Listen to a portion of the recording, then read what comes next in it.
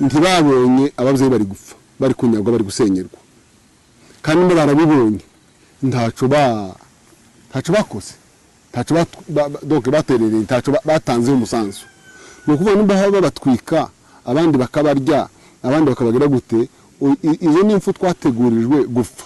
gusa abari muri leta iri kubikora ntago bari kubibona ntago bari kubibona buriya igisigaye aho ibintu biri kusha byanga byakunda bose bazofa ziriya mfu baracafi imfu zibabaje turacabona imfu zibabaje kubera kuko umuntu utabona umwanzi we byanga byakunda iwazamubonera ntaho bari muri leta abirirwa badutuka n'abandi bigira ngo n'abanyepolitike birirwa badutuka bimbura mukoro ndibaza ko nta kaga tuzogira kazoruta ko bazogira dushobora kuba hano twaratanga ibyago ariko bakazabiheruka niko bigomba kugenda umuntu wirengagije gupfa kwa mugenzi we umuntu warebye abiwabo bashira akabarebera atabuze icyo yokora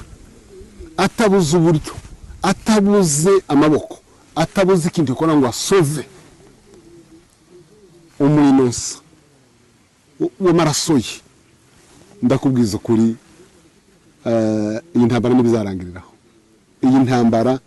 izabarangiriraho iyi ngiyi n'abantu batumira umurenge kaboneka message ngo mube maso ngo twabonye message hari umunsi message zaziva umurenge nazo zigacurika